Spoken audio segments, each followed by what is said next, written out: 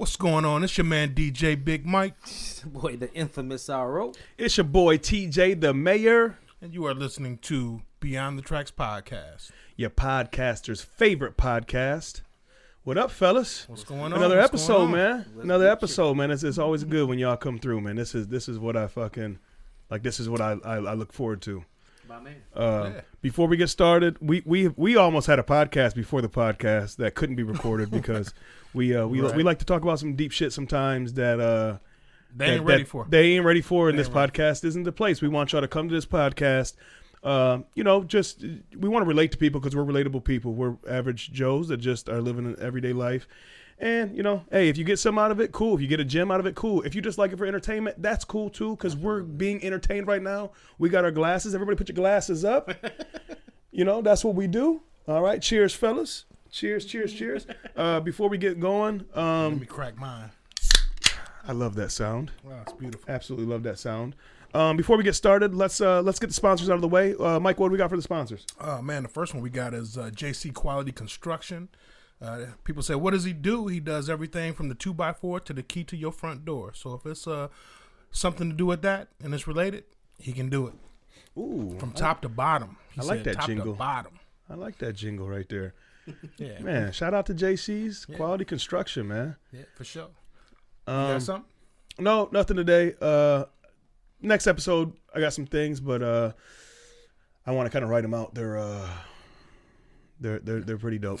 We got some cool things going on, man. Shoot, I do want to shout out 8 Mile Vodka. We're closing kind of a deal with them. For sure, and not only is it just a deal, like I fuck with them. You know what I mean? So shout out to Mikey Shoemaker, Trick, and all the other people at 8 Mile Vodka. We got something cool coming to y'all pretty soon. So yeah, man. So how you feeling, man? How you feeling? Man, I'm feeling good, man. Life is good, man. I can't complain. Don't nobody listen to my complaints anyway, but y'all too. So fuck it. Hey, that's fine. And the millions of listeners. The millions of listeners. Millions.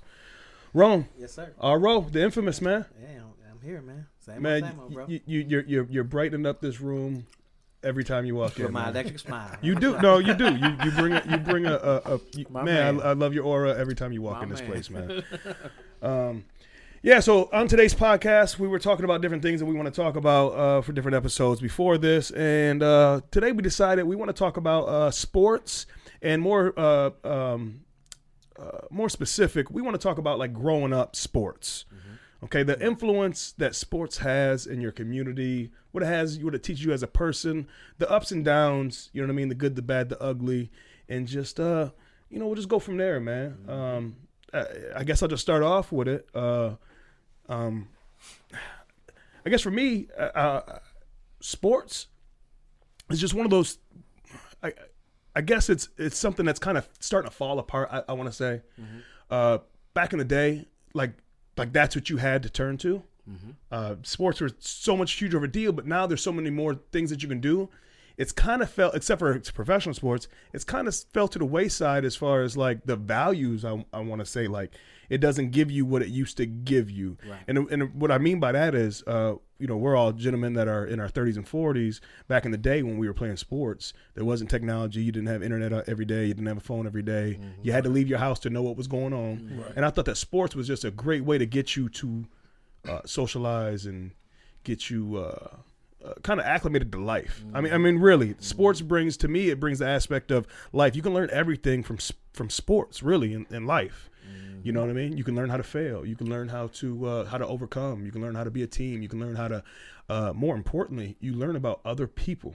You have to depend on other people in sports, unless it's an individual sport. But even in individual sports, you have a coach that you have to trust. Other people, right? Yeah. You have to trust. You have to know that they know what the fuck they're talking about. Mm-hmm. You know what I mean? You also have to know how to navigate through the trials and tribulation of politics of sports, because there is politics in sports. Mm-hmm. Very much. So yeah, I don't know. Anybody want to just start off? I mean, give an example, or we'll just start this off, man. Let's kick it off. I remember some of my first encounters with sports was when I was really young. I would say maybe 4 or 5, and my dad and my uncles would be, sit around and watch, football or basketball, whatever sport was on, boxing, whatever it was. and they would be, like into it, and I would always think like, what is it? What are they watching that's got these dudes so, they yelling and screaming and I liked it. What's that, so important? Right. And I would watch TV and you would see these guys in uniforms and and I would always think, I want to be like that.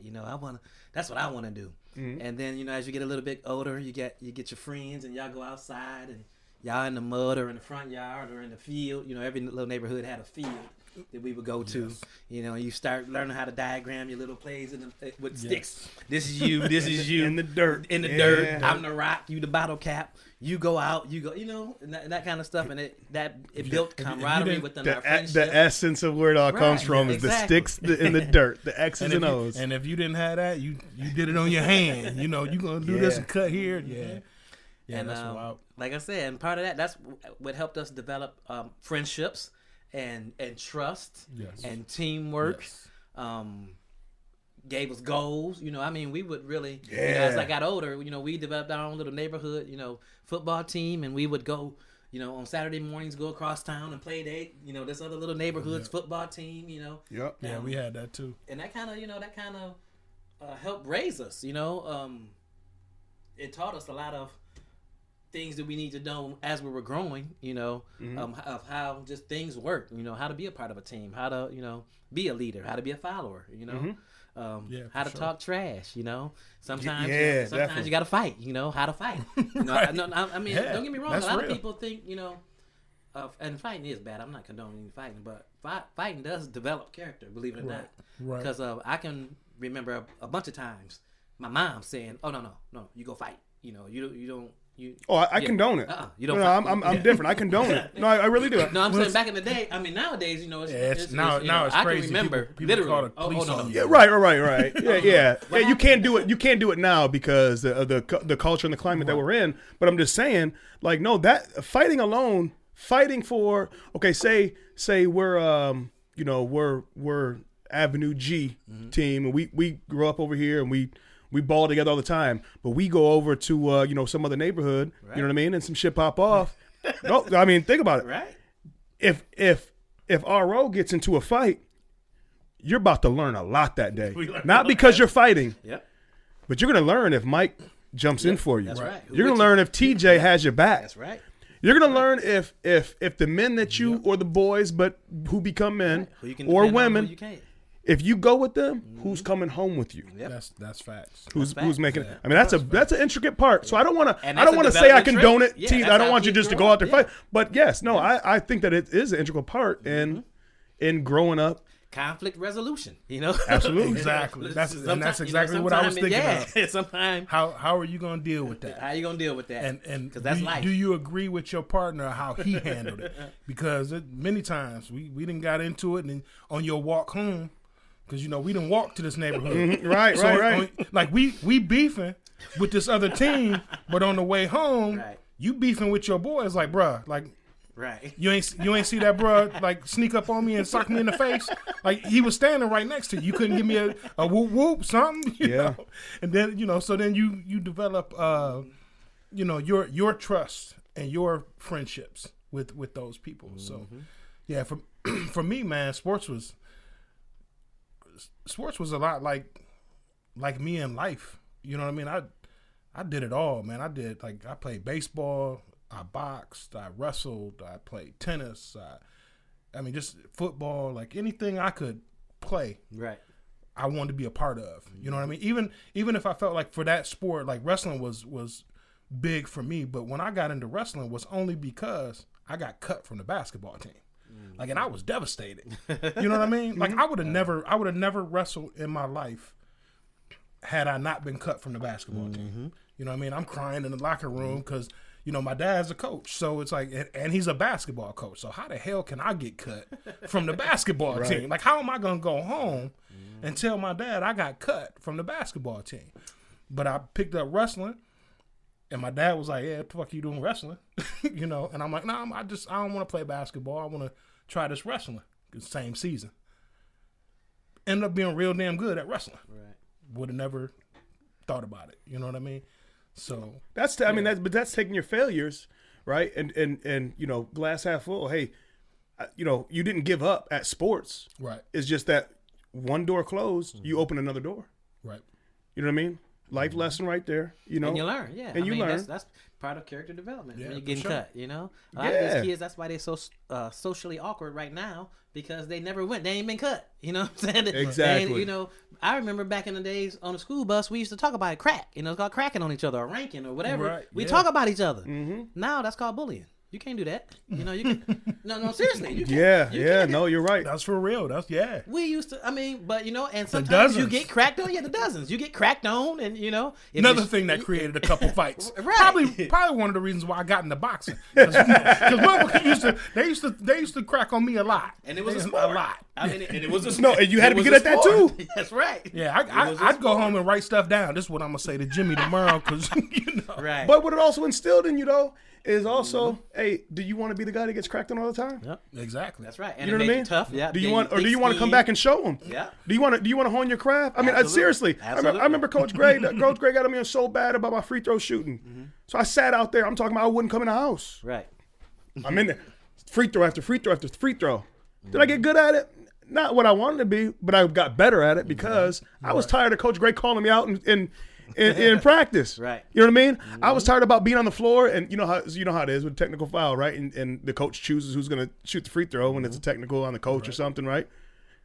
Why was I never the guy? You know what I'm saying? Well, at some point I 'Cause want to you be used the to guy. I brick- want to be 'cause you used to trusted. I brick that want shit. them to trust me. Yeah. Right. You know what I mean? Yeah. Sports. I really believe that, man. That sports builds so much character, man. Camaraderie. Absolutely. My take on it, man, and I've done a lot of traveling for sports. AAU.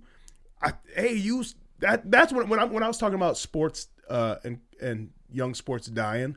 AAU used to be a thing, yeah. like where big you went Real, and sit, like yeah, I seen real travel sports. I mean, we don't have that really No. anymore like we used Like to. we used to, yeah. Real travel sports where you go like I remember, Jordan, my son, he played baseball and he was the man in the Little Caesars League. I mean, every team wanted him, and that came from he got cut from a couple and he worked his ass off.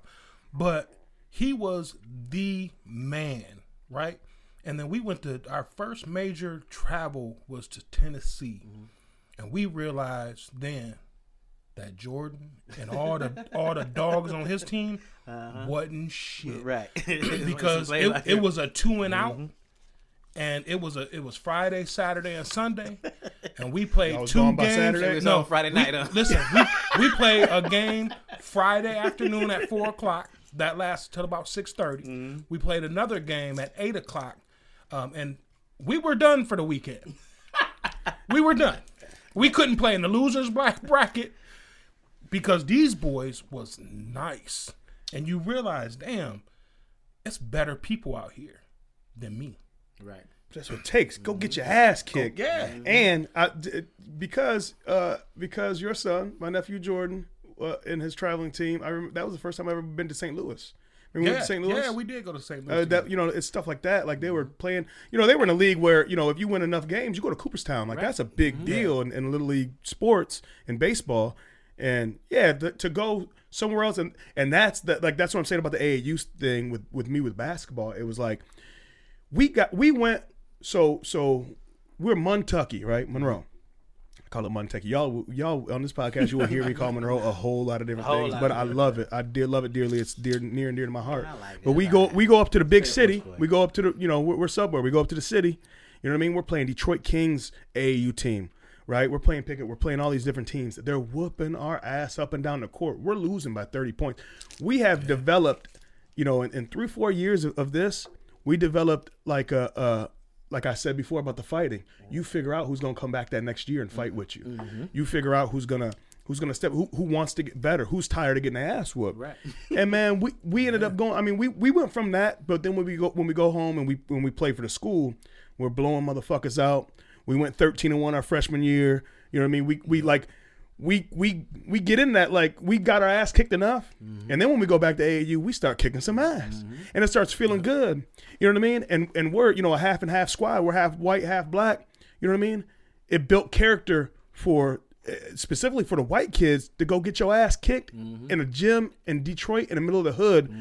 They were terrified. And we're in 4th, 5th grade. We're in the hood, right? These kids are terrified, and some black kids. We're suburb. Right. and they're terrified. And then by 3-4 years later, we walk in the hood in the city like we own the motherfucker. Right. You know what I mean? Because we all knew that we had each other. So what can you do to us more than what you already done? Right? Let's get together. Let's kick some ass a little bit, man. And to go even further with the whole black and white thing and you know, the race and everything, I think that was an integral point in AAU as well, and basketball in my life, period, because you know, you might have, you know, Joe Blow that lives in a rich neighborhood, you know, and he plays basketball with us, but he wants to come down on Conant to come stay at MJ's house with the rest of the team. You know what I mean? And they like that. Like, you know what I mean? I was in Greenwick. Derek Welker lived in a nice big house on her road next to the high school, but he loved coming to Greenwick. Greenwick at the time was the projects. He loved coming there because there was different, you know what I mean? He loved learning about different stuff. I love going to his house because guess what? You got, you know, they got money. It's, you know what I mean? You get a bunch of, they got a pool and a jacuzzi at their house and all this stuff. You know what I mean? But more than I wanted to go there. And they got cable. But more than me wanting to go there, they would want to come to my house. Right. You know what I mean? Because that's something new. It's remember the Titans, man. It really is. And I don't want to be cliche, but by the end of it, you come back from your camp way different than you went. You know what I mean? I think that's a huge part in sports that's kind of dying because now it's too easy to fit in with the crowd that you're comfortable with. I believe that sports makes you outside of your comfort zone because you don't have a choice. If you want to do what you like to do, you don't have a choice to who you play with. You don't have a choice. Do you have a choice on a football team, on a 53-man? Do you think you got a choice to who you play with? No. You know what I mean? You learn about them people. I mean, it's a lot deeper than just sports, man. I think that if that came back, the world would be back at peace. I really do believe that. And I don't want to get too deep and too political or anything like that, but I'm just saying in the world and the culture that we live in, some of them values need to be restored. Absolutely. I agree. I think a big thing that at least that I see going from myself playing sports to my children or my son playing sports to my grandchildren playing sports is like, I don't know, y'all can agree or disagree, but I got a problem with this participation trophy bullshit. I got a problem with that. We're that age group though. We're that age group that feels that way. It's like you. But I don't have a problem with that. Yeah, they should. No. I have a problem with it. That's fine. And I'll tell you why. I'll just tell you why I have a problem with it. Okay. Because it's about, for me. It's about winning. It's about winning and losing. You learn from both. True. You learn from winning and you learn from losing. Good I point. mean, it's, you know, and to me, maybe it's just the way I grew up. If we lost, it motivated me to train harder, to be better, because I don't like that feeling. Right. And that's some of the problem. Like, they don't want these kids to have that feeling. It's like they need that feeling. They need, like, you're not gonna win all the time in life. You're gonna lose, and you need to learn how to lose and overcome. That's right. And do something either different or better to win. And it's not saying you have to win all the time, but you should know that you lost. Right. And you should know why you lost. Because if you don't know why you lost, you're not going to fix the problem. I agree. Oh, you're gonna keep doing the same mistakes. Exactly. It's not about how hard you get hit.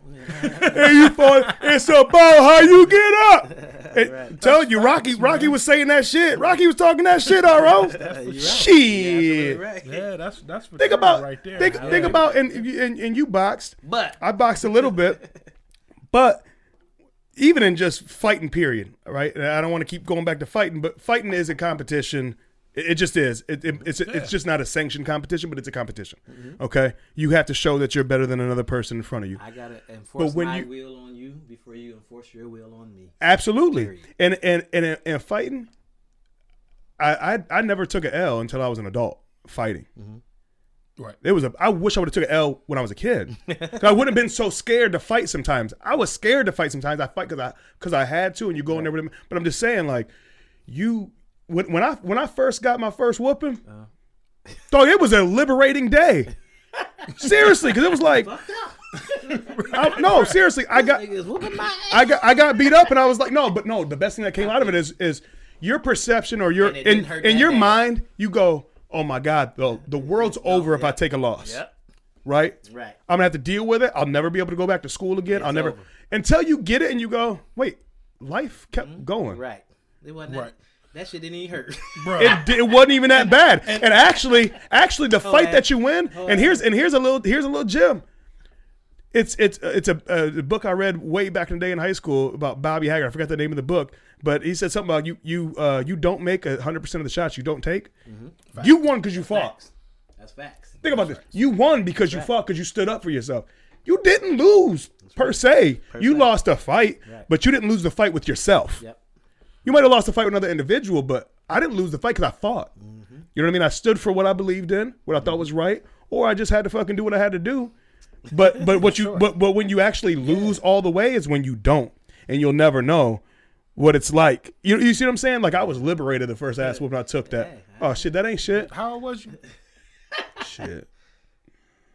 21, 22. No, it was in my I tell you early something 20s. crazy. I lost a lot of fights. I lost a lot of fights growing up. But you know what? I can tell you, this is some real shit. This is silly. Listen, I'm telling you, this is some real shit. It's real. Hey, we're I transparent here, man. It's real shit. Listen, I lost a lot of fights. One thing that I didn't do and have never done, I have never lost a fight to the same person twice, ever, in my life, ever. When I took that L, I went back, and either they didn't mess with me no more, or if they continue to mess with me, then I whooped that ass and they left me alone. But I was one of those dudes where, like, Eric Hall, what's up, E? Eric used to, Shout out, E-Hall. man. That was your hood nemesis. That was your childhood nemesis That's right my there. guy too. He was one of them. He was one of them. E used to. I was like, how you be for E? He's so cool. But he was fast, man. Hey, he's having a moment right now. He had a flashback. Like, shit, he was fast. He was and fast, kept coming man. at me. But I had to learn. I was like, okay, I can't just throw hands with this dude because he eating me up every time. And I'm like, what can I do? And I was like, I got to get him on the ground. So I took them shots to get him on the ground. But when I got him on the ground, it was a wrap. Right. And after that, he never really tested that no more because he was kind of like, ooh, like, damn, I was in trouble. You know what I mean? Yeah. I mean, it's that's a gem. That's a gem right there because I mean it's a life lesson too. You're trying to get to this goal and you took this avenue to get there, right? Okay, you map quested this avenue and there was a fucking roadblock. So what the fuck did you do? You remapped it out. You went back to where you started and you remapped it out until you can get to a point where you got to that goal. Yeah. That's what I'm saying. Fighting, sports, whatever, like that's why it's so life lessons, man, because you have to be able to know that life goes on. The only time, and I won't even say, I was about to say something, but I won't. What I was going to say was the only time the ultimate loss is death. But really, in life, I don't believe that anymore. I believe legacy lives on. Absolutely. Yeah, for sure. So if I'm Apollo Creed, okay, I didn't lose. Even though I died, I didn't lose. My legacy lived on. I sat there and I didn't want you to throw in the towel. I fucking fought to the death. That's my legacy. You know what I mean? And not to keep harping on fighting, you know, we'll go back to sports. You know what I mean? But I kind of wanted to hear about, you know, Ro's ass whooping taken. Well, what I was gonna say, we'll get to, real quick. I just want to go back to what you're saying because you know, this is my big brother right here. We're 14 years apart, so we grew up. With 14 years is a long time. Things are different, and we were raised. You know, we have the same father, same mother, and our father. It was different from him to me, but my father's legacy was, even if he lost, you have to deal with him every day. Right. He'll fight you, and again, let's say he fights you and he never wins. It doesn't matter. You're tired of fucking with him, so then you just bow out because you're just tired of having to go back. I got a cousin. Hey, shout out. Well, I'll just call him Wody. Shout out to Wody. Wody, hey, cousin Woe. Everybody knew. Yeah, you might get him one time, but you got to deal with that motherfucker every day. Right. You know what I mean? My AAU basketball team, we were the ALCC Panthers. We were the Ford Madison Sports and Education Program. We were all these different names. We were the same team. We came back, maybe a couple players different every year. But one thing we did is we came back for that ass whooping every year. You're going to have to deal with us until we decide that we bow out, and we wasn't going to, Right. and it made us better. You know what I mean? We went on to do great. I mean, really great things as part of. I still have friends now that I'm talking about. We started playing AAU when we were in 4th grade, wearing these fucking hand-me-down Daisy Dukes from Cantrick. These fucking wool. I was these gonna fucking say, y'all wool. got your ass whipped, but y'all uniforms was growing every year. Every year the Every year uniforms they is was growing. Like they might have lost, but they was like, damn, their uniforms look way doper than they good. did last year. Hey, They got new. They might be better because they got new uniforms. Can I tell a quick story about no, go ahead. about your old man? Oh shit! Wait a minute. You know we are recording, right? And I don't believe in statute of limitations because they always try to bring something back up. But go ahead. Just to verify what you're talking about. So this happened. This was about 6 months ago, actually. Hold on. Hold on. This is gonna be incriminating It's not anyway. incriminating. Absolutely not. It's not. We cannot it's say it. actually a fun story. It's a fun I just got off the phone with him a little bit earlier, and he was in a good state. I'm gonna put my finger on It's the actually a on the funny button. On the button, yeah, he was in a good state today, and he was talking about, man, we're so blessed, and he was having a good time. Okay, I don't want to bring no bad juju, but okay, go ahead. So just to give the audience a little bit of backstory. So obviously we all three are good friends. We've been knowing each other about 20 years. So we know who each other's parents are, and our parents know who we are. So I'm in Walmart. This is about 6 months ago. I'm in line in the electronics department. So your dad is at the counter, and he talking to the representative or whatnot. And he asks the dude. He says, "Okay, what time you get off?" the guy said, "Excuse me." He said, "Yeah, what time you get off?" He said, "Why?" He said, "Because if this don't work, I'm gonna bring it back to you." So the guy says, "Okay, well, I get off at 6 or whatever." So the guy was like, "Okay," went on, paid his money, got his receipt, said hi, how's the family, and kept on moving. So I get up to my turn to get in line. The guy looks at me and said, "Did you know that guy?" I said, yeah, I know him. That's one of my good friend's father. He said, he asked me what time I was going to get off. Like he's going to meet me in the parking lot.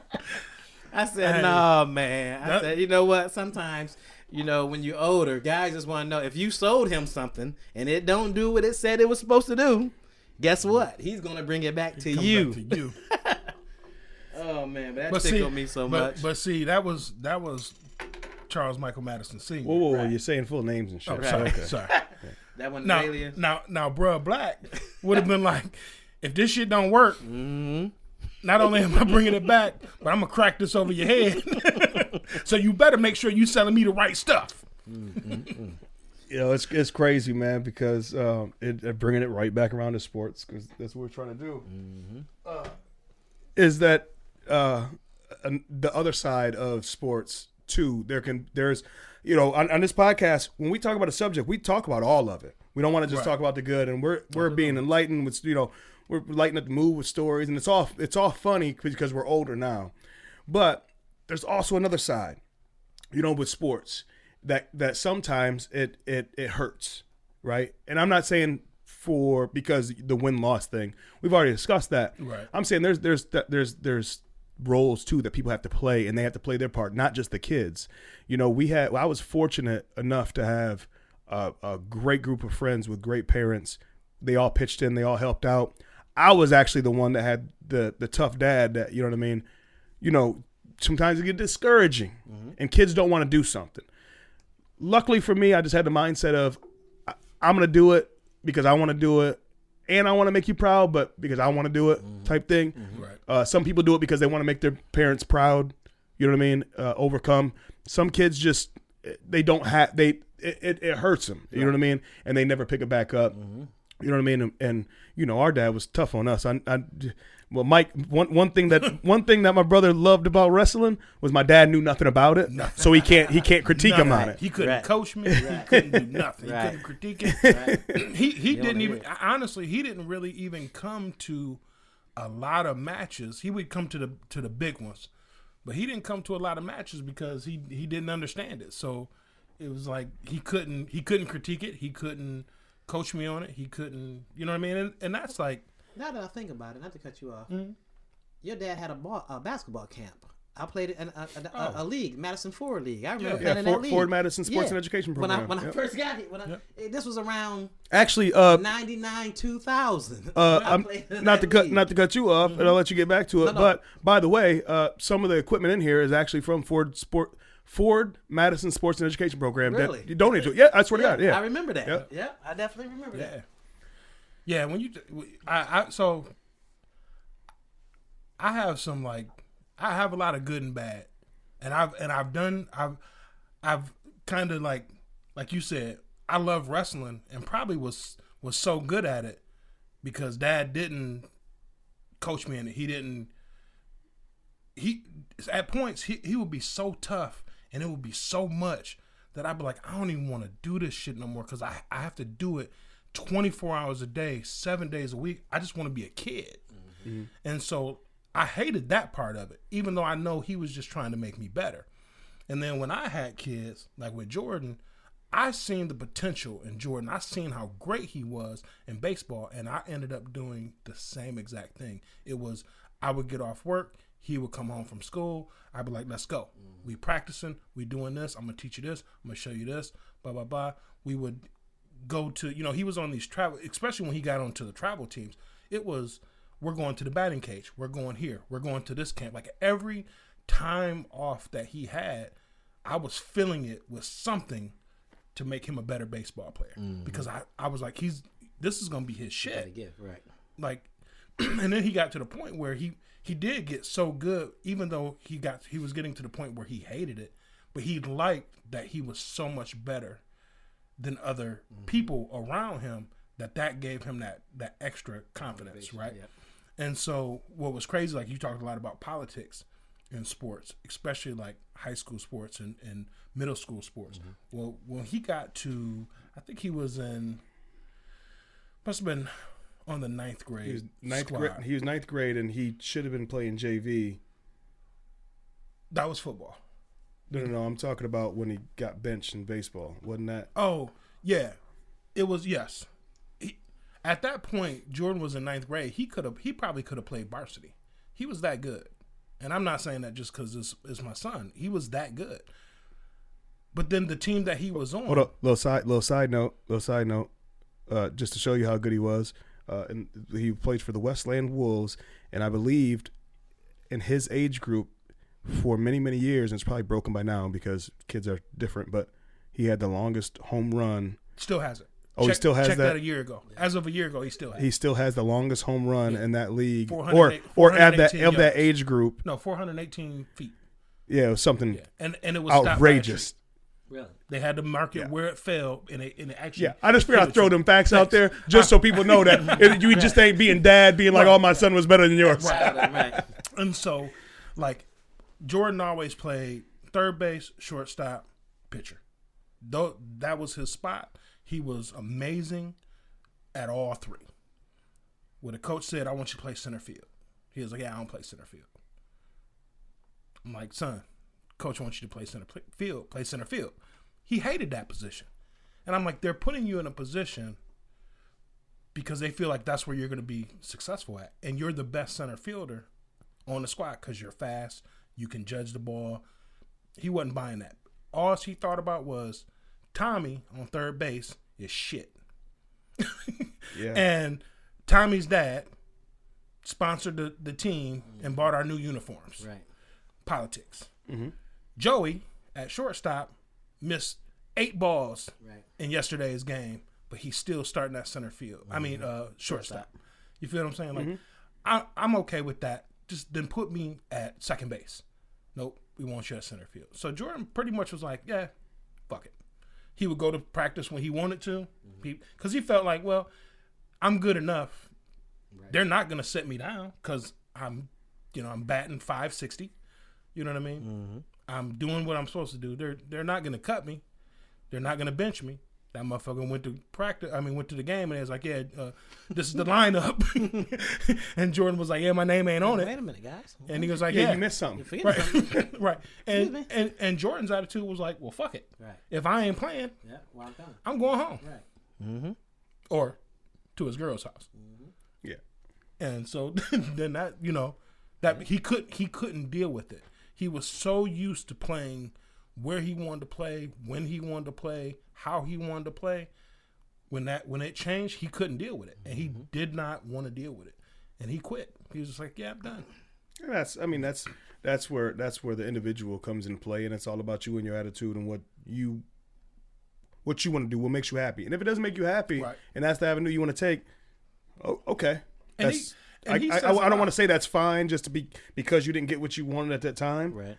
But that's what we're saying. That's the downside of not having those of some of this stuff. Yep.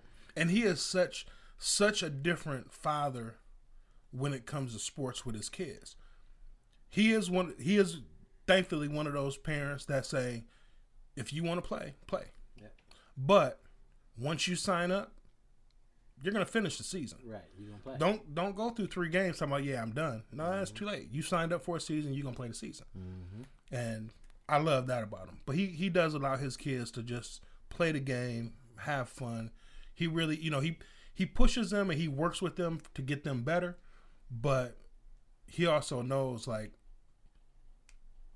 it's not everything, right? If that makes sense. Yeah, there's a balance. Yeah, there's the balance is one of the most key points of all this, because you can be Denzel Washington with Jesus Shuttlesworth, you know what I mean? Right. And push them every day and every day and every day, and they might love that.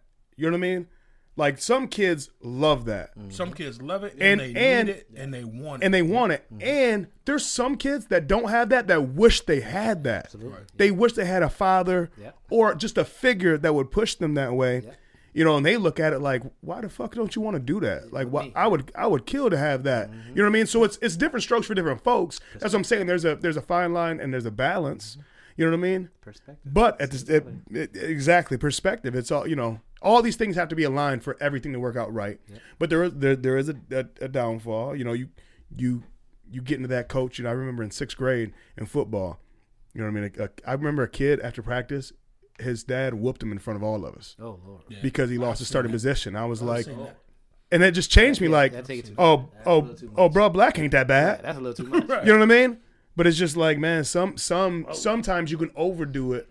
I don't believe in the participation trophy myself, because I believe that you should have goals, and you shouldn't get goals when you don't earn them, because that's a life lesson you want to be able to earn. If you want that top spot, it's never given to you out of just because you participated. It's because how you participated.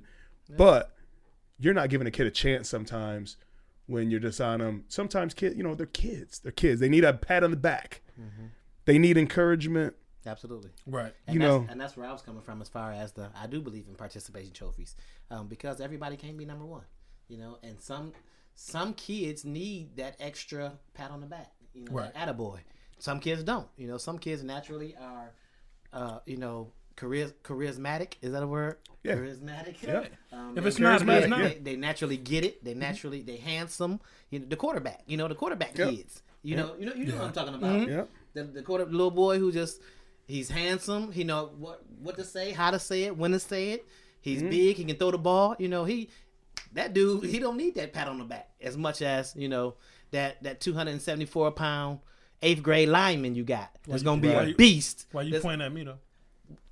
But I mean, it's gonna be a beast. I peeked it. You know what I mean? Yeah. On the next level, but when he 9 and 10, he's just a little fat kid. Yeah. Right. You know what I'm saying? Those are the kids who need that attaboy. Yeah. Need that participation trophy, because they don't get their numbers yelled out over the microphone all the time. You can do that. Right, exactly. They don't get their name they don't get that, over the loudspeaker. Exactly. But you can do that. You can do that. Honestly, to me, that's up to the coaches to do that. And that's something that I always grew up with, is like, we didn't have participation trophies and shit like that, but we had game balls. So, we had stickers on the helmet. Right. Individual. So it's one of those things, like, with the game ball was, Timmy, Johnny, and Michael, they gonna get the game ball every single time. But you make it a point to say, hey, you know what? Joey, he made a nice play out there. In your head, you might be thinking, wait, that was the only play he's made in the last 3 seasons, but he gets that game ball today. Mm-hmm. You know what I mean? That's the pick me up. And it's like, and then that's the pick me up. Yeah, that does. It makes people, especially kids, it makes them go like they're proud of that. I got this game ball. I got this game ball. It's something to hang their hat. It's like when a kid that never gets no playing time finally gets in there, man. You throw him in there on the goal line because you up, and he scores a touchdown. That's everything to him. Everything. That's the key. That's one of the keys. I know you want to say something wrong, but real quick before you, that's one of the key things that makes you special about being a coach. We haven't even got to this aspect. I was going to wait to the second half of the show, but the aspect of coaching, it takes a special, because we're talking about youth. Yes, it does. You know, we're not talking about professional sports or even college sports. We're talking about youth sports. It takes a special individual to coach that. You have to know. It's like you're a DJ, Big Mike. DJ Big Mike. You're a DJ, sure. Okay? You have to read the crowd. You don't have a playlist you bring to the club and play it. I'm not that kind of DJ. You have to read the crowd. You have to read them, right? You have to read your team. You know what, one thing, man, and a bunch of the most successful coaches I've ever had always had this one thing that still resonates to me today is that, like, when we would lose, they'd be like, you know, hey, we'll get at it on Monday. We'll watch film on Saturday. We'll get at it on Monday.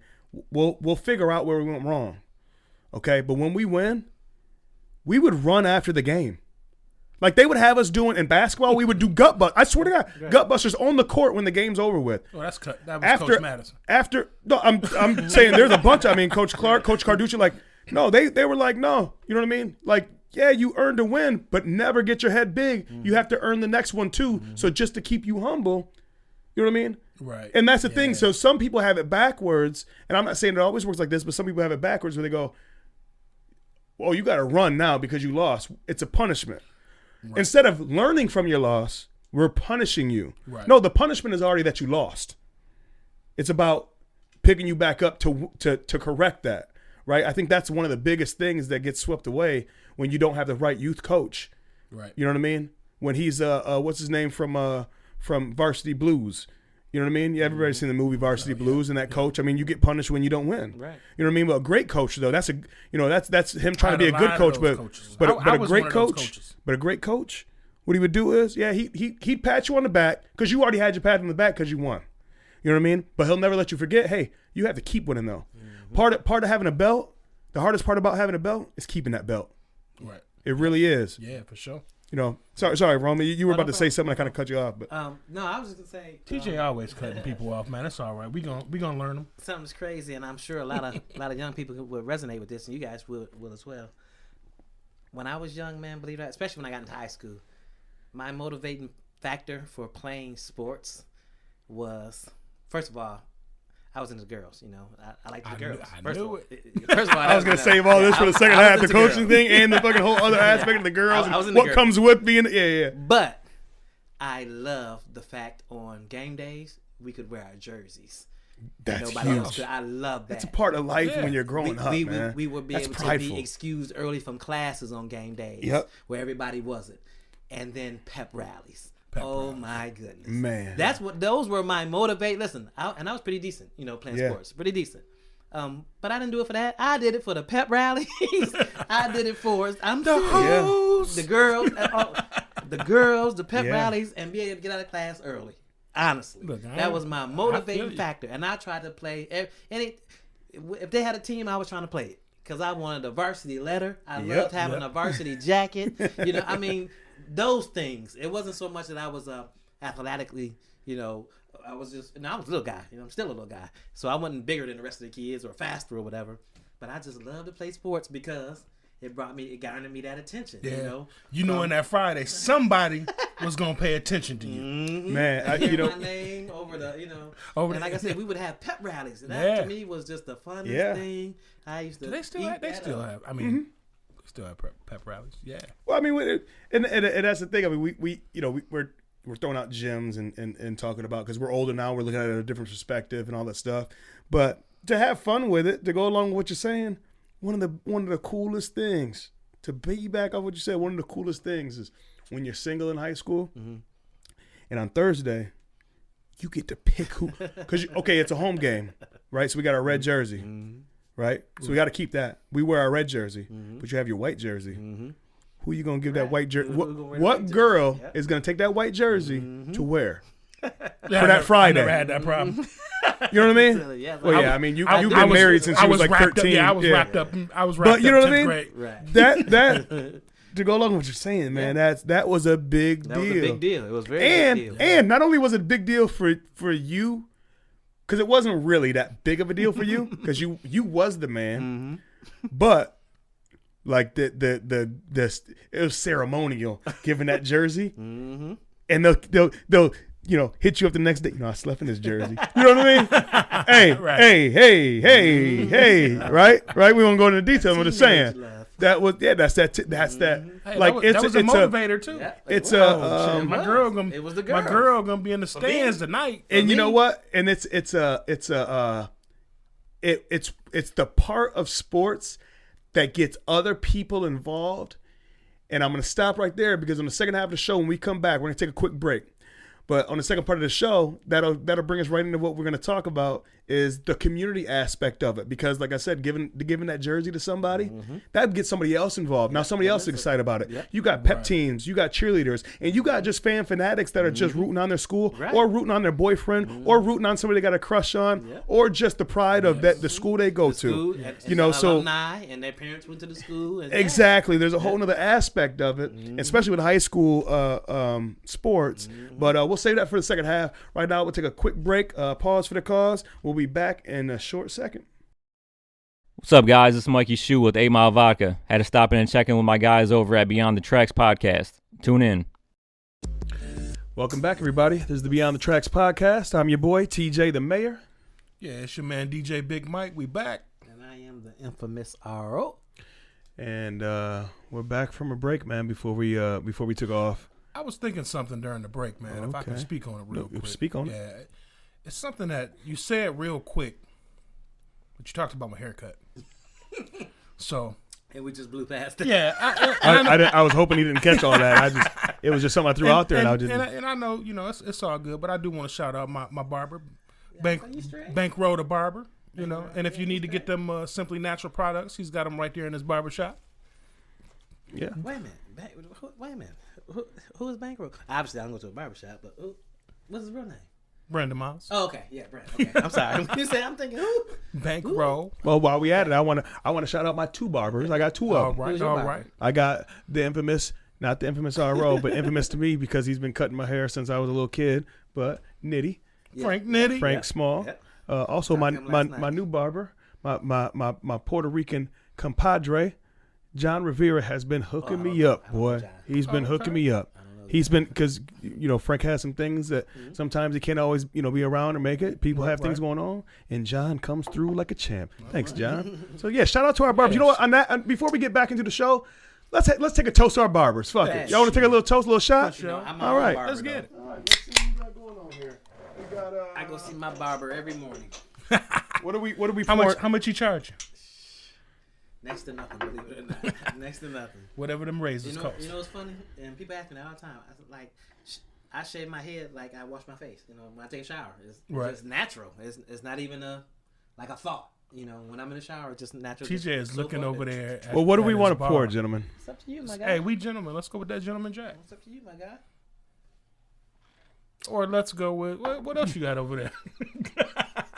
You want to pour, Jim? You want the hen? I'll take a shot of Gentleman Jack. I ain't scared. Okay. We got a Remy. And tonight's gonna be a Remy night. It ain't gonna be no Hennessy tonight. Oh, I got tequila at the crib. I got some bourbon at the drinking crib. Remy. You drinking Remy? We drinking Remy. Did you get a big enough bottle? Because I'm a drinker. Dude, how come me and my wife went through a whole fifth of Hennessy last night? And I'm thinking that's why I said this morning. I was like, I ain't gonna drink till this evening. We drunk a whole fifth of Hennessy. Fifth. Goodness gracious. Thank you, sir. Fifth. Go ahead, take that right there. Thank you, sir. So cheers, tonight, fellas. Yeah, we gonna Remy it up. So toast to our barbers, and also toast to the Beyond the Tracks podcast, man. Toast to the Beyond the Tracks podcast. Make it hot. Can I point out? Hey, I'm not gonna say a whole lot about that shot. I'm just gonna say I just want to mention it and put it on the record. That was a shot. Can I point out one thing? That ain't nobody even said anything. I ain't smoked no weed. Yeah, ain't nobody said a word. Ain't nobody said, "Hey, Ron, where your blunt at? Hey, you don't want to hit that blunt?" No, you're a grown man. You do what you want. You do what you want to do when you want to feel like doing it. And if you don't want to do it, I'm not gonna pressure you to do nothing. I know damn well you ain't quit. I ain't say that. I didn't say that. I'm just saying, you know. Yeah, perfect segue back into what we were talking about. Youth sports. Youth sports, yes. I'm just saying Man, today. Okay, well, maybe later on tonight. Right, that's what it is. Yeah, Everything in moderation, my guy. Yeah, I'm with you. I'm with you. So we're back in the second half of the show. We were talking about sports, what sports mean to us growing up, and what it does for our, basically for life skills, man. What you learn from sports, the good, the bad, the ugly. That was part of the first segment. The second segment I want to dive into, because we all had these stories about individual things and what it meant to us and what we learned from and took away from it. And one thing I also want to touch on is sports, what it does for the community and people around you. So sports, things that you learn, and just things that sports is a part of its community. Mm-hmm. You know what I mean? Mm-hmm. Yep. I mean, it's always been a spectator. Sports always has something to do with spectating. Spectating is a part of it. Yep. I mean, we're going through a time right now with COVID where for the first time, man, the world's different. You don't have spectators and stuff. Right. You don't have a lot of these different things. I mean, we were talking about before the break, R.O. brought up, how he loved, being a man in sports, man, for the pep rallies and for the girls and all this other stuff. Well, we're in a time right now where it's actually, I mean, all them elements that brings you to that next level, people don't get to experience. So it's kind of it's crippling the kids' social skills, actually. Yeah, no, it really is, man. Like for me, the biggest crowd I've ever been in front of in sports was 5,000 people. When you see 5,000 people, you play a little bit different. You do something a little bit extra. Oh, for sure. You have that little bit. I mean, that's what home and away. That's what that's about. That's exactly. That's why it's so significant to be a home team, because you feed off of that, man. Oh wow, the energy, especially, and we were talking about youth sports and amateur sports. And so, specifically the high school sports, man, high school sports is, I mean, look at the varsity blues. And I keep bringing up the phrase varsity blues, or the title varsity blues from that movie, because that's a real big part of high school sports is the community around you. Yeah. You know what I mean? I mean, if you have a bad team, a lot of times you're going to stay a bad team unless people get behind you. You need the Mothers Club and the junior first downers, and that's, I'm talking about specifically what we have in our town. But you need the shop owners. I mean, seriously, like there's at one time, we're a football school. Mm-hmm. At one time, man, and even in basketball, there was one time at basketball where the hood, all the hoods would be there. Oh, for sure. Everybody from around the county would be there. It was like a ghost town when MJ and them played. And I'm talking about like around 99, 2000. Like there were so many people in that gym. There was sometimes it was standing room only. You know what I mean? And that meant something to home team would be on the visitor side. They didn't give a damn. They didn't give a damn. I mean, it was just there's more to it than just the players themselves, the coaches themselves, and the camaraderie and the sportsmanship and everything. The fans do a lot. Yeah. And R.O. touched on this right before we left off. But and then I touched on a little bit about giving the girl your away jersey when you're home, or when you're away, you give her the home jersey to wear. Stuff like that. Your parents, you know what I mean? My mom wore one of my jerseys. I had 4 jerseys, so my mom would wear one. My stepmom would wear one. My dad would have his polo on, his Monroe polo, and you know what I mean? And people took pride in that, man. People that don't even have kids playing sports anymore go to them games. I mean, I don't have any family members right now playing at the varsity level, but one of my homeboys that I grew up with that was with me in this AAU. I mean, we've known each other since diapers, but he's been with me through the whole journey. He's our coach now at our high school, our head football coach. You know what I mean? And if it wasn't for COVID, I would be at every game rooting that on, because it means something. You know what I mean? And so and that used to be a thing, especially in our community, in this community. Yeah, that used to be a thing on Friday nights. Yeah, like you said, Friday night lights, man. To the game. Yeah, everybody going to the game.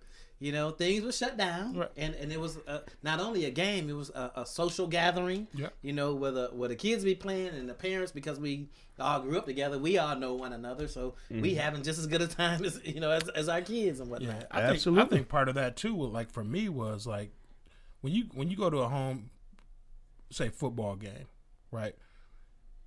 Everybody was on the same side, meaning no matter what happened that week, no matter if you had a beef with somebody, y'all was rooting for the same team. Yeah. In Monroe, it was that red and white, and it didn't matter if you was there. It usually wasn't no beef. It usually, like, you could talk to different people, you can do different things, and it was like everybody was on the same page. It was just about how loud can we get and how can we root for this football team. Everybody's a part of it. Everybody feels like they're a part of it. You know what I mean? Everybody feels like they play their part. And that's all we want as a society anyway. Yeah. To be included. And then Let's even play like our part. when we had the great teams, I mean, hell, we had sometimes You don't have to be a player. You don't have to be a player to feel like you're a part. Like you're doing your part. Yeah. That's right. Yep. You know, I mean, seriously. So like cheerleaders, for example. Here's a nice example. So the cheerleaders would have. So there's way more football players than there's cheerleaders. So cheerleaders they'd be assigned that they would pick which football players or whatever. And they'd have, 3 or 4 football players that, they make a little bag for, like the day before the game, when we have our spaghetti. We used to have spaghetti dinners every Thursday night before the game. So everybody can get their carbs in them. Everybody get a good meal so they can get a good rest. I mean, that was, and then people would come there from the community and volunteer food and everything else. Yep. And then your cheerleader would, would come present you with, you know what I mean? Your attaboy bag, go get them bag. You know what I'm saying? Have some cookies in there, have some little notes or whatever. They felt like, and they did. I don't want to say they felt like, because they did. They played their part. Like that was all a part in this whole system of community. Yeah. Not just the whatever 50, 60 people that are dressing that day for that football game. You know? Right. Yeah. Yeah, community is big, man, in sports, and it doesn't matter where you're from, where you're at. You know what I mean? It's like some are bigger than others, but you still got, when you look at Monroe is small as hell, but man, we had a lot of people at them football games. Now you go into places like Texas, Florida, those are just crazy football towns where like literally. Everything shuts down. Like you can't go buy a gallon of milk on a Friday night. You know what I mean? You better get it on Thursday, or you're gonna have to wait till Saturday. Yeah, but also though, I mean, you say it's a small town, but actually, Monroe High is a Division I 2A, which is the highest you can be in the state of Michigan. Now Texas, they go up to like I think 5A or 6A, which is on a whole different scale. But even though that we're actually not a small town, we're actually just a small city. There's a difference. Yeah, we are pretty decent size. We're considered a small city, not a small town. Because if you think about it like this, we're a city, right? We're a small city, people. But a small town would be in Monroe County. You got like Carlton and Dundee right. and other places, and they shut down too. Right. You know what I mean? So that's what I'm saying is like everybody has like their way of. Dude, I'll tell you this, man. Shout out to my boy Audie Cole, man. Audie Cole is a great football player out of Monroe.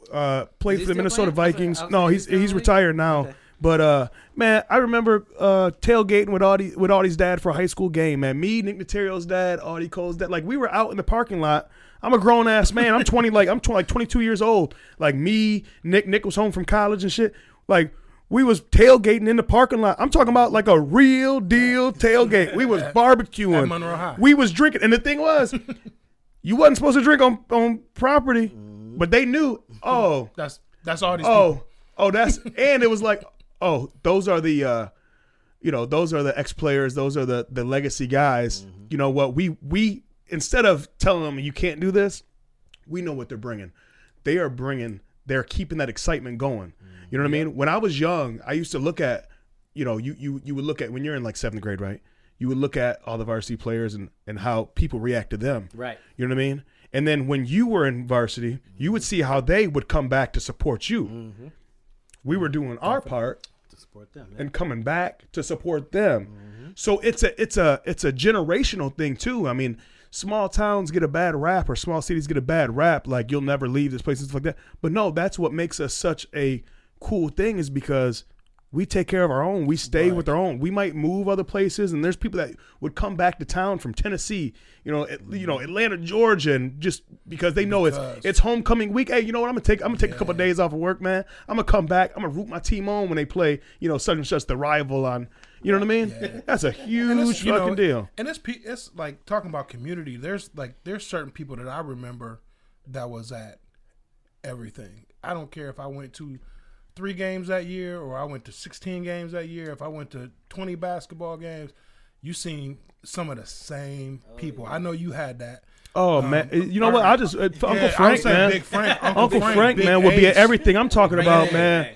I'm talking. I was about to say, man, I'm talking about volleyball games because Shay was a big volleyball person and she was coaching. Shout out to my cousin Shay Small.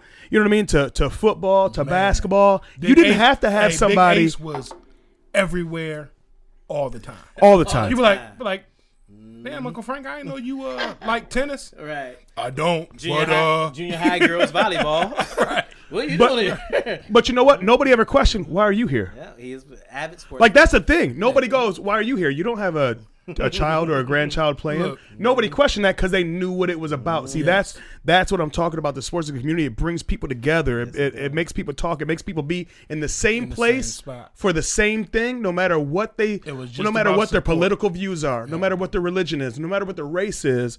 They're in the same spot for their community, rooting on their community. Their community, and exactly. That is the biggest point that I was getting to.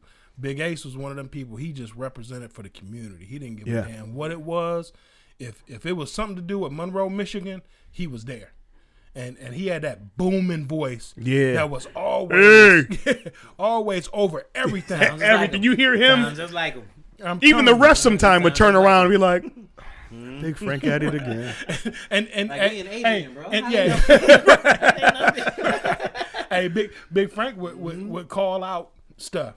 You know that was a foul, and they might have missed the call. Pick him up half court. But Big Frank would say something. They make it up the next. They make it up the next call. Like, oh shit, yeah, he's seen it. Look at it. He'll let us know about it. Yeah, shout out to Uncle Frank, aka Big Ace. Yeah, R.I.P. Uncle Frank, man. A great man, not just my family, but a great man in the community. And we've had great community people like that. He's like everybody's family. Everybody's family, man. And it's the community aspect of stuff like Big Frank. It was almost that aspect of back in the day when you do something wrong on 35th. By the time you got home to 42nd, you already got 4 parents that got in your ass before you even got to your own parents. And I feel like that is another thing that sports did too. You know what I mean? You know everybody, and you it takes and this is another podcast. We talked about we're going to do this on one podcast about just how it takes a village to raise a family, or it takes a village to raise a child. And sports is one of the top. I put that in my top 3 things of an example of that. Yep. You know what I mean? I mean, sports isn't everything, but I'm just saying that it's a top 3. That's one of the things that happens in our community. Absolutely.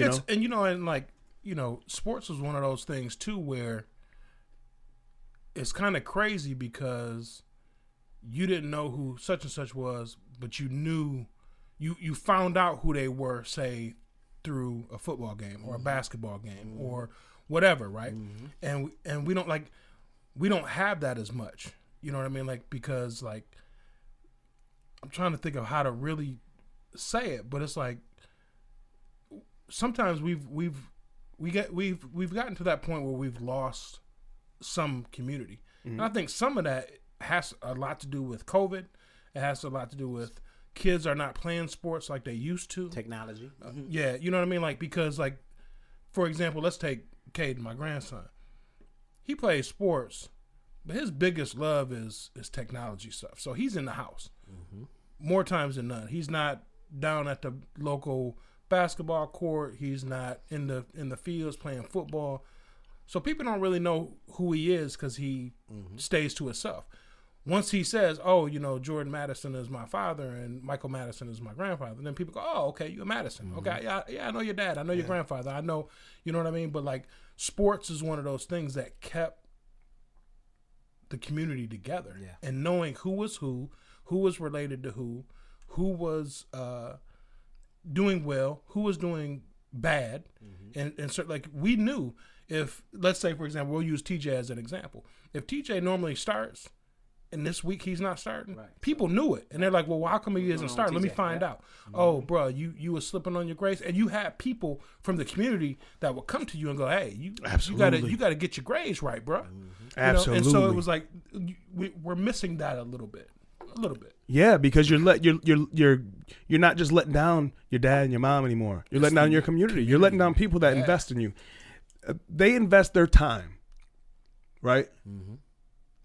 That's what it comes down to. They invest their time in you. Absolutely. Why would you ever want to disappoint them? Exactly. They don't have to come out to see you. Right. A lot of people, these aren't your kinfolk. They're not, but they care about you. They care about your well-being. Mm-hmm. You know what I mean? That's the community. I mean that's the epitome of community in sports. That's why it's so important.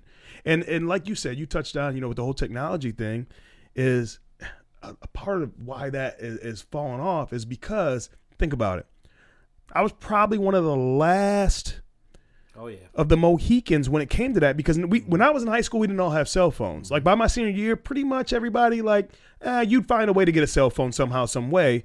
We just started texting when I was by the end of my senior year. We didn't even know what texting was. You just upgraded about a year ago. About a year ago from the flip phone.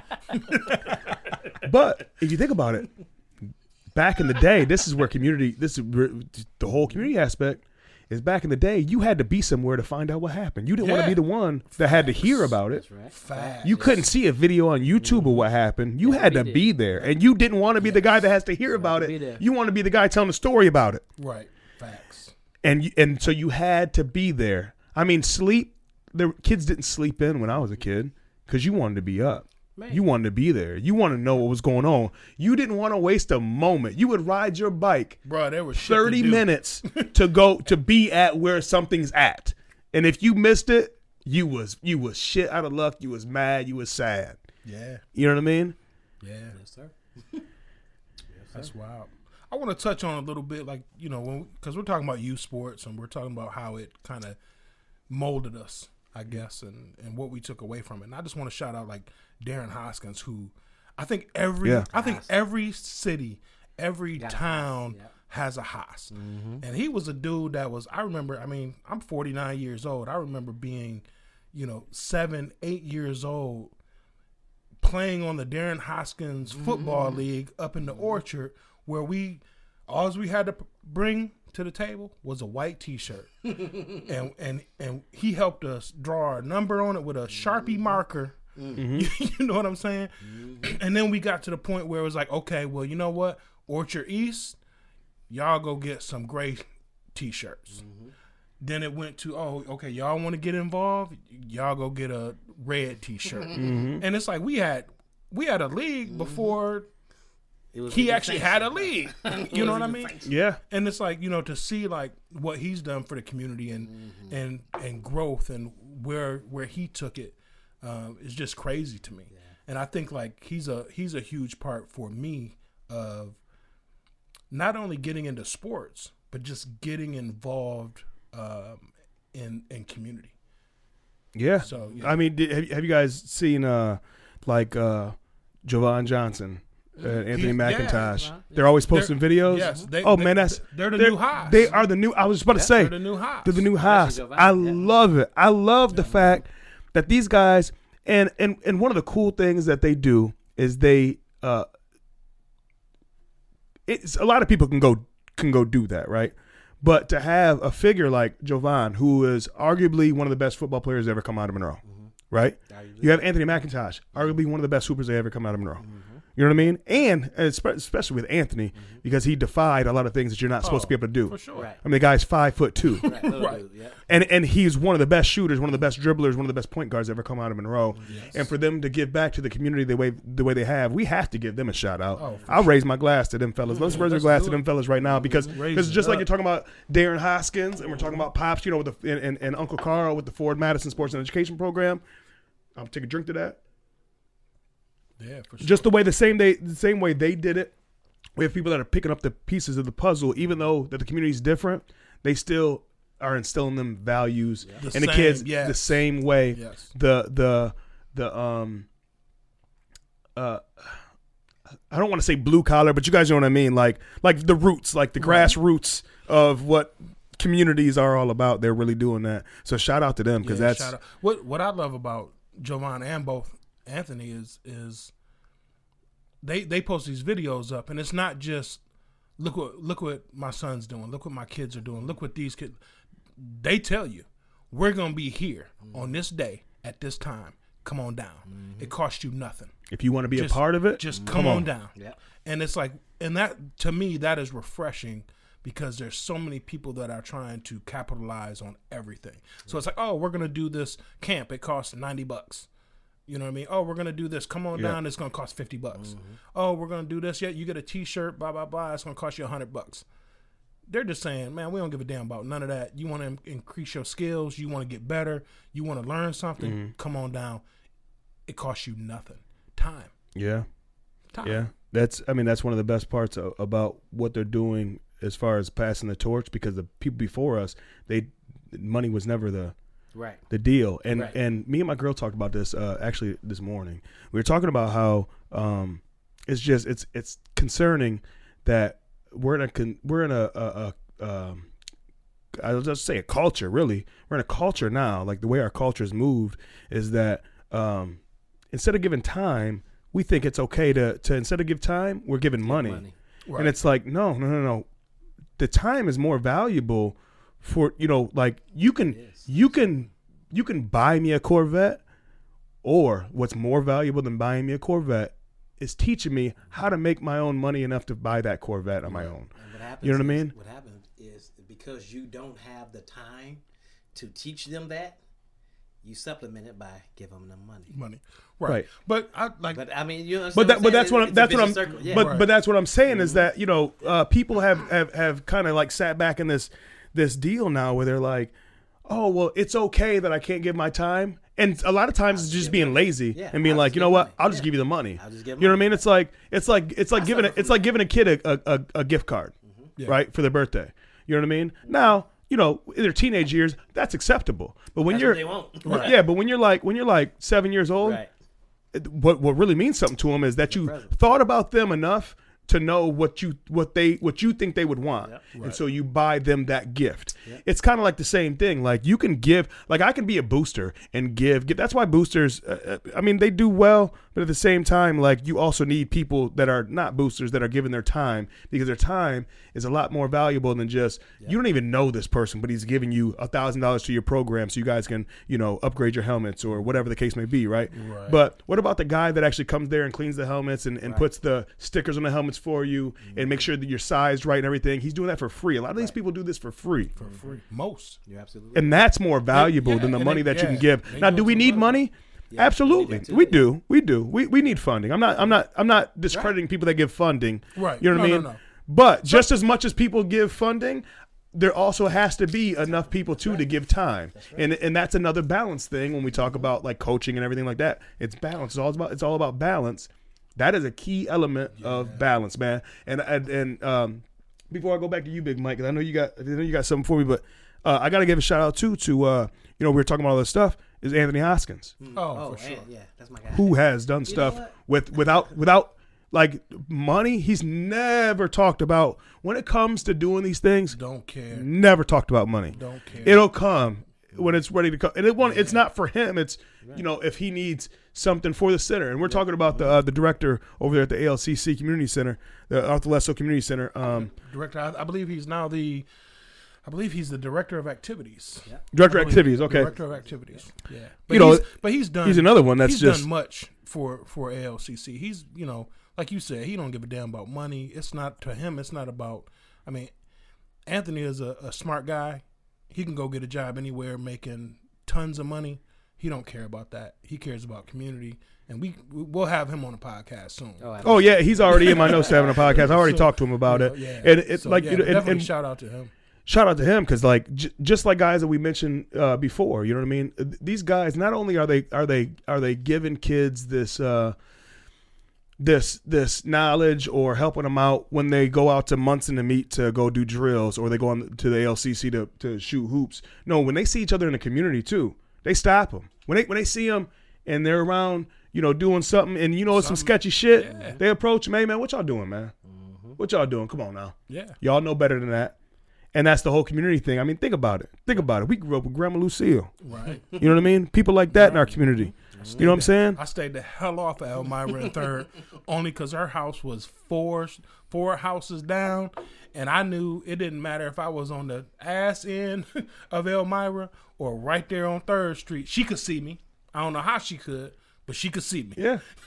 That's what I'm saying. It's bigger than basketball. It's bigger than football. It's bigger than tennis. It's bigger than golf. It's bigger than all these different sports we're talking about. Yeah. It's bigger than that. It's a community. Yep. And they'll come see you when you're not on the court. Yep. Yeah. On the court, that here's the thing too that I see a lot, man, is that some of these kids, they're phenomenal on the court, right? And they don't need coaching. Mm-hmm. Everybody needs a little bit of coaching, but they're pretty much set and they're good. They actually need coaching off the court to make them better on the court. Right. You know what I mean? When they show up to a game, man, they just left the house to some bullshit that happened at their house because they got a fucked up living situation. Yep. Yeah. They don't need you to tell them how to do this pick and roll. Mm-hmm. They need you to pull them aside and go, hey man, but you know what? Here is where the safe haven is, man. Yep. You can be whatever you want to be here. You can let loose here, and we always got your back here, no matter what's going on at home. Yep. And that is a big part of what we're talking about. Is coaching just doesn't happen on the court or on the field or on the track. It happens even more so a lot of times off the court, off the track, and off the field. Actually, that's like perfect that you said that, because like that's what's been in my mind for like the last 15 minutes of when we talking about coaching and we're talking about community and all that stuff. And what I noticed over the last few years, especially with my grandkids, like there's no practices. You come to game, you're pretty much practicing at the game, right? There's no practices. Mm-hmm. Man, I used to love practices because not only did you get to practice to improve your skills for the upcoming game, but I always had those coaches that would take time out at the end of those practices to talk to everybody, I mean, from the time I can remember probably being 7, 8 years old, coaches would sit down with you and say, hey, what's going on? Everything good at home, blah, blah, blah. How's your grades? You doing this? Oh, blah. Like they would have that conversation with you. And now it's pretty much like, just come to the game. We'll figure out where you're going to play. Right. Right. And when the game's over, it's, hey, good game. See y'all later. Talk to you. Next game is Tuesday. Mm-hmm. I'll see you on Tuesday night. And it's like, it just blows my mind sometimes of like, I don't know when that stopped. I don't know when practices stopped. Right. And I'm talking about, like, I'm not talking about travel leagues. I'm not talking about the bigger leagues. I'm talking about the city leagues, like shit that anybody and everybody can play in as long as you got your $20. League. Yeah, what's the other one? The Frenchtown. All of that. Monroe. Yeah. I don't know when practices stop. Like I remember when I coached like little league, like you'd have to reserve your field, and you might not be able to get the field you want, but you got this one, and you had games on say Tuesday and Thursday, but you had practice on Monday and Wednesday, sometimes on Fridays, and it's like I don't know when that stopped, and I don't know if it's a city or a township thing, or I don't know if it's just a parent thing where parents just like, well, yeah, we're not bringing our kids out there, that's too much, because I feel like sometimes some of the new parents are that's too much. Like, we're not doing all that. I got 2 kids that play, and such, and I'm already at their games, 4 days a week. And now you want me to come to practice on a Saturday? And let me just speak. They don't feel obligated that they have to do that. Let me just speak from being a parent. Okay. It is a lot. It is a lot. Oh, I'm sure. When I'll give an example. When you work a 12-hour shift, Monday through Friday, and Saturday gets here, and now I got to take Jordan, i.e., it's funny that we're such good friends and our firstborns are both named Jordan. But when you got to take Jordan to a Saturday softball game or baseball game, and they're 9 years old, so ain't none of these kids no good. But that son bacon. Yeah. Huh? Yeah. That son bacon. Yeah. And I'm sitting out here with these kids, and this is a game, right? I'm thinking, okay, I'm going to be here an hour. Oh, it's a tournament. So if we get here at noon, and it's 87 degrees, and I'm here till 6:30. I'm here to 6:30. And now it's 92. Yeah, yeah. About 2 or 3 of these. You know what? You know what? I love you. You gonna hoop. You know, you gonna play some ice hockey or something. I hate it. I literally hated baseball. Hated baseball season. But I'm not just talking about baseball. But I'm talking about. I'm just talking. But you know what though? No, I get it. But you know what though, Rome? That's where we were talking about in the first segment about how the community and how parents have to do what they have to do as far as like as a team. Mm-hmm. See, the parents is a team too. Yeah. Right. You know what I mean? So they don't all have to be there. So such and such, such don't have to because they can't make it. They got to work a double this weekend. They can't make it this tournament. You know what I mean? And I'll use my example. I'll use names that I know. So Mr. Welker and Mr. Sharrow, you know what I mean? They'll go ahead. They got the vans. They'll pile us up. Coach Ford, he's gonna pile up. And then next week, you know what I mean? Mr. Johnson's coming, and he's gonna, help out. That's what I'm saying. That's where the community part comes in.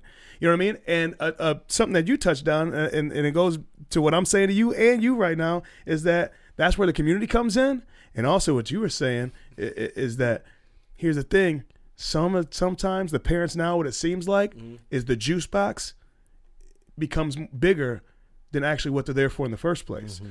So some of the parents that can do, hear me out. Some of the parents that can do is they go, as long as my production is big, that's what it's about. That's what it's about. So everybody can say, oh, well, when Mr. and Mrs. Johnson came and brought us lunches for this game because it was their turn, we had little juice boxes. No, they brought us 20-ounce Gatorades, and they had us catered sandwiches from Subway. Right. You know what I mean?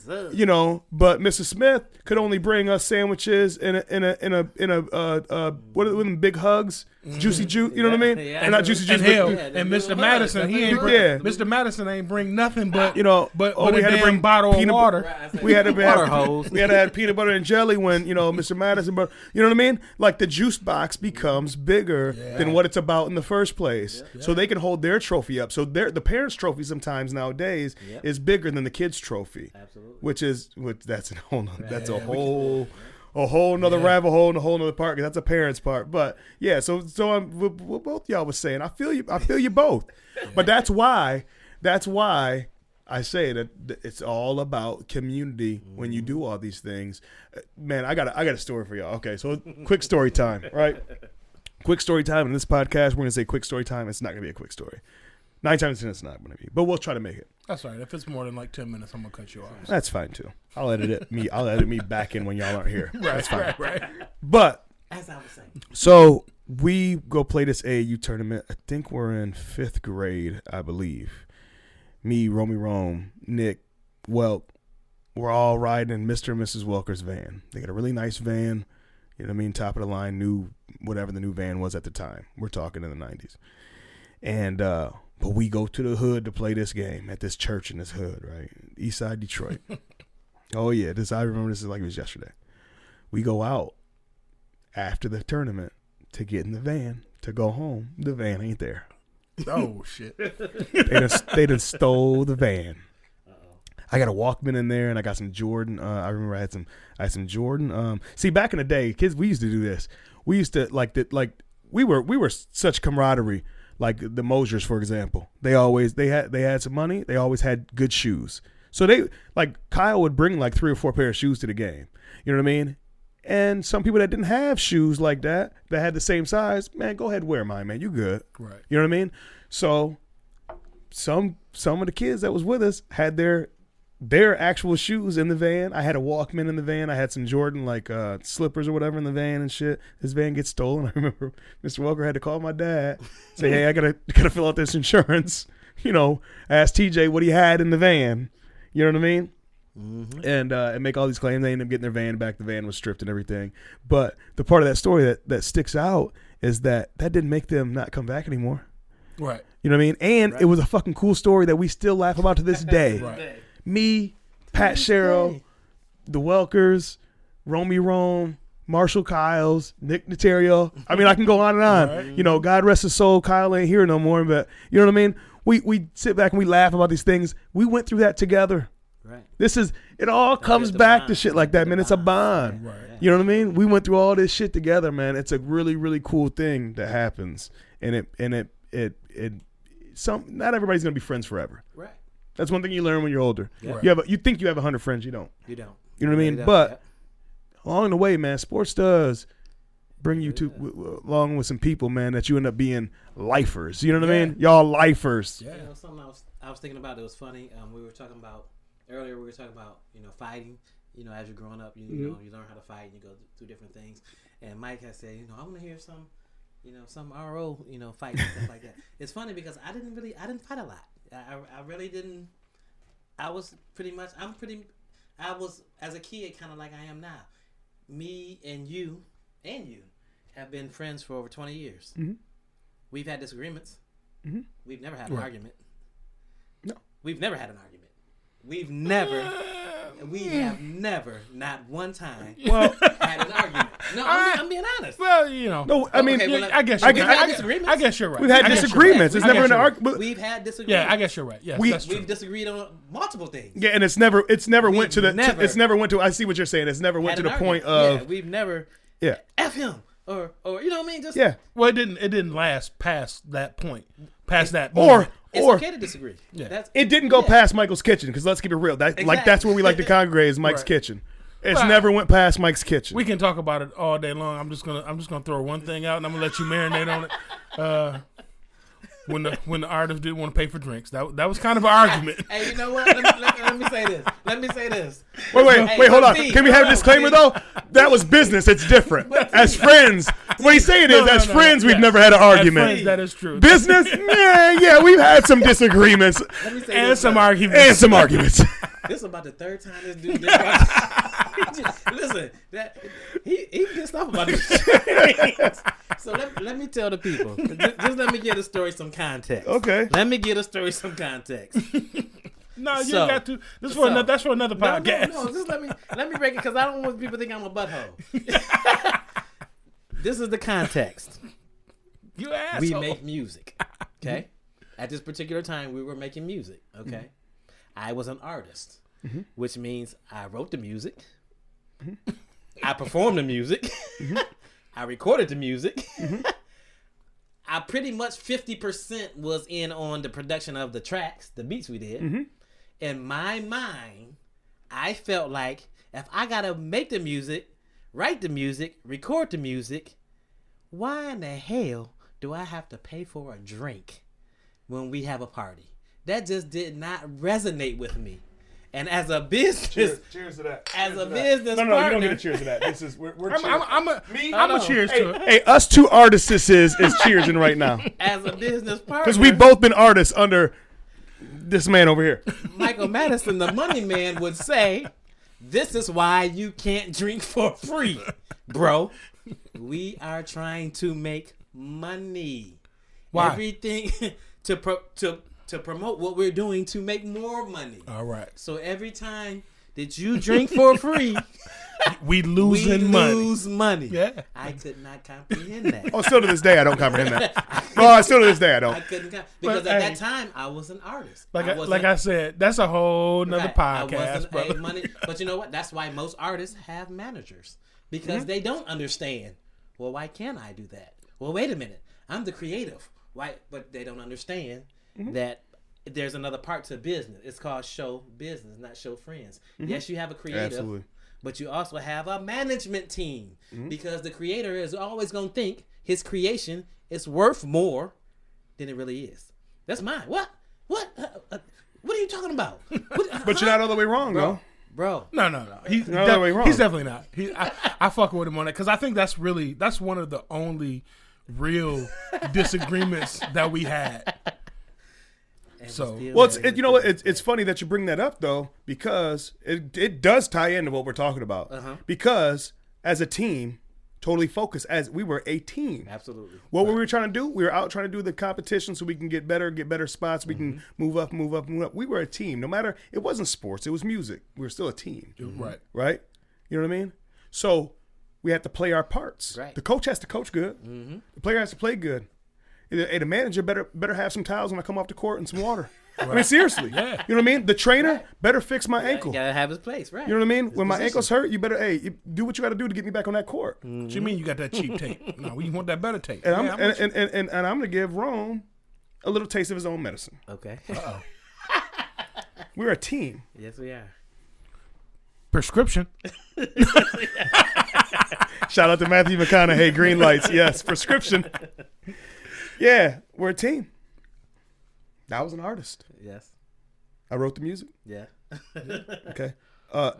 Perform Something different, a little bit different than I had from Rome, is that I was also the marketer without being the marketer. That's true. Okay. Facts. Yeah. I had Facts. I had a following that I Right. that I made, That you made.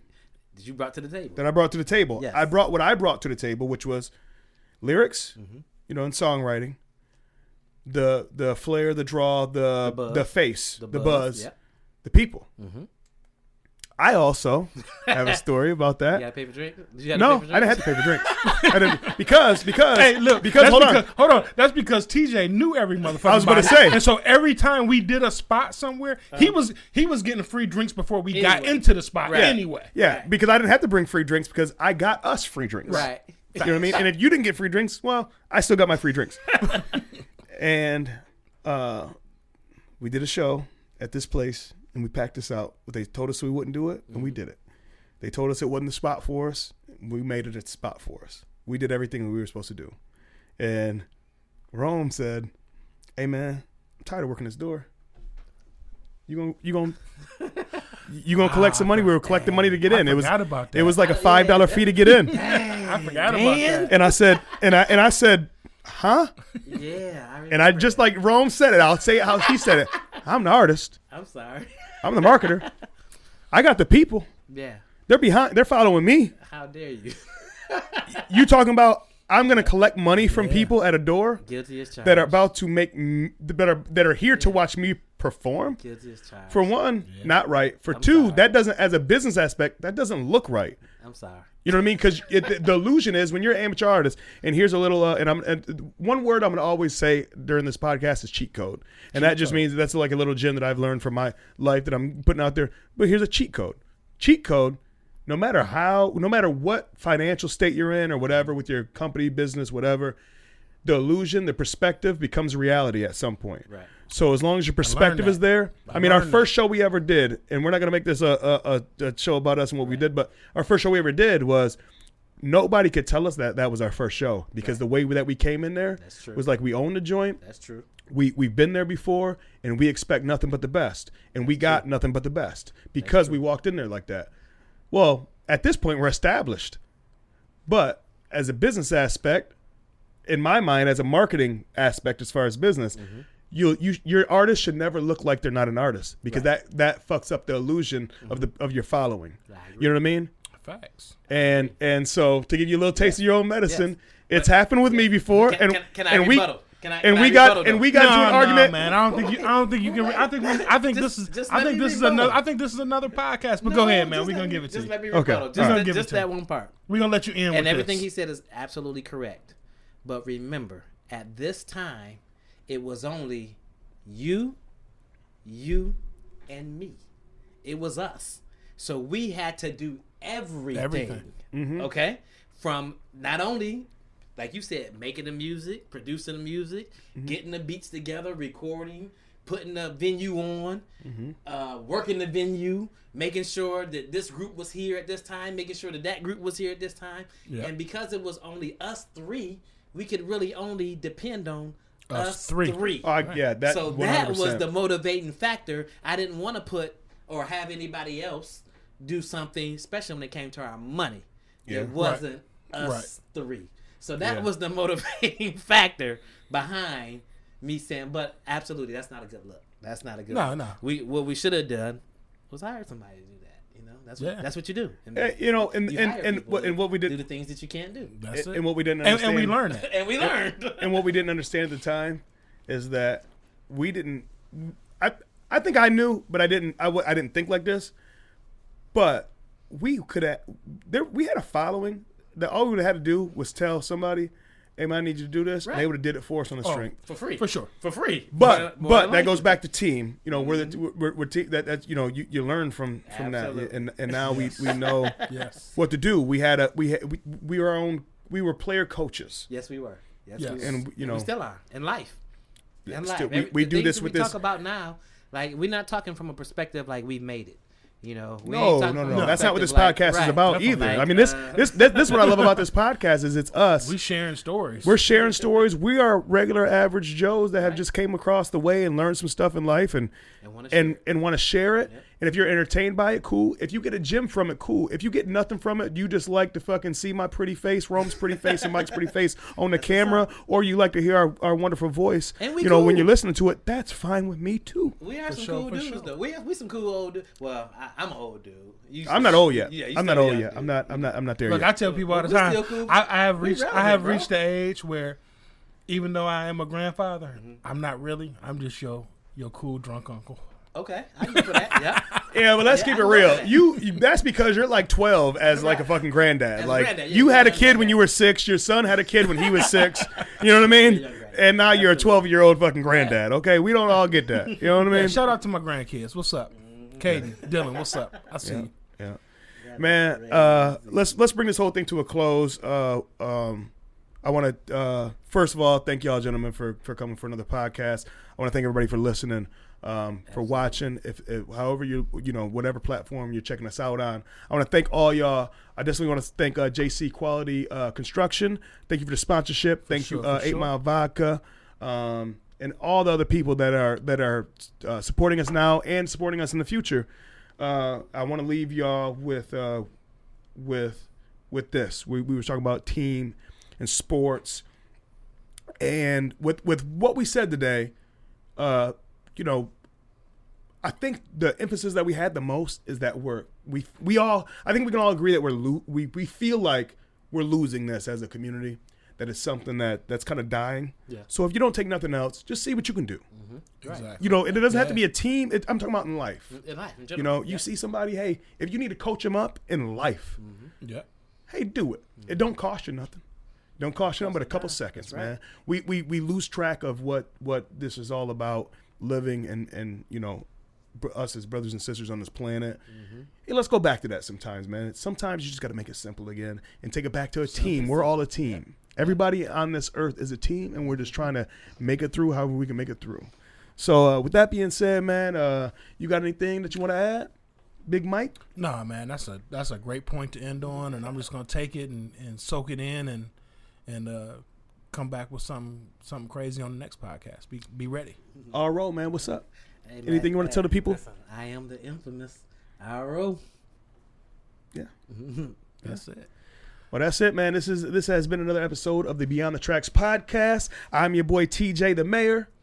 It's your man DJ Big Mike. And the infamous RO. And don't forget, this is your podcaster's favorite podcast. We will see y'all next time. Thanks for tuning in. All right, holla.